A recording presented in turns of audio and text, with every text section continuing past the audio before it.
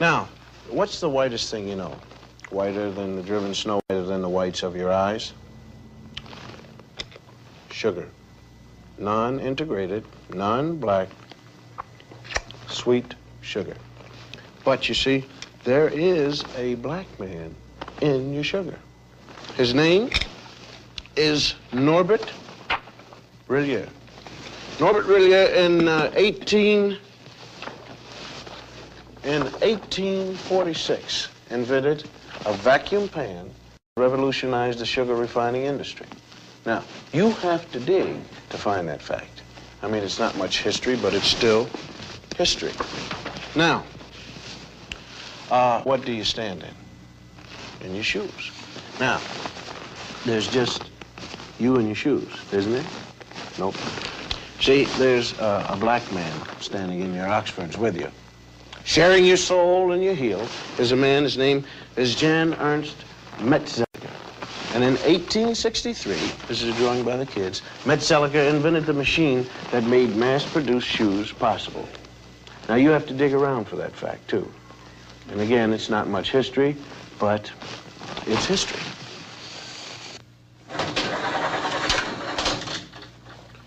Am I coming in clear to California? I mean, is this TV signal driving through a pass in the Sierra Nevada mountains and slipping into San Francisco? Okay. Well, I want to thank you, Jim Beckworth.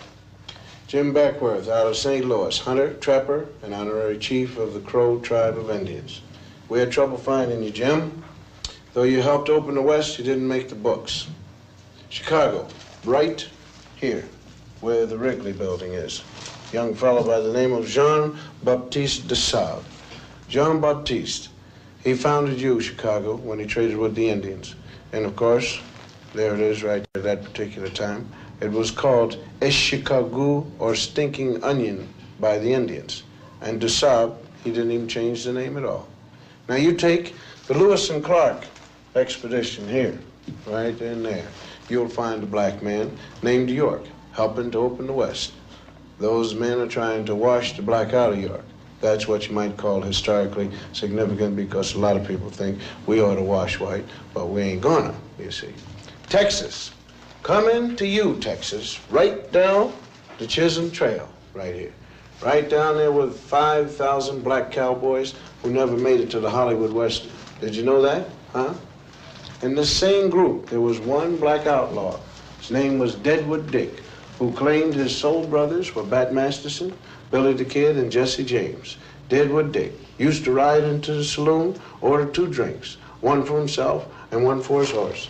And here's his horse drinking a shot of red-eye with a straw. And how about the 186,000 blacks who fought on the Union side during the Civil War? 38,000 died. How about Teddy Roosevelt's charge up San Juan Hill? It wasn't just the Rough Riders who made it. 4 black regiments went right up with Teddy. They didn't get lost going up the hill. They got lost in the history books. How about the North Pole? Snow White? Well, the first man there was black, Matthew Henson. He spoke Eskimo. And he was Admiral Perry's navigator. And although he made it first to the pole, it never quite made it to the history books. And how about your heart? Can we get there? All right. Daniel Hale Williams first performed open heart surgery successfully. Now, this list could go on forever. Blacks who made it, blacks who made history, but who didn't get into the history text at all. And the strange thing is how little there is about us in the textbooks. Napoleon once said history is a fable agreed upon, and the fable agreed upon up to now is that American history is white on white. But sometimes we did get into the history books. All wrong. Now you take this one. The Growth of the American Republic, 1942 edition. Samuel Eliot Morrison, Henry Steele Commager. Quote, as for. This has to do with slavery.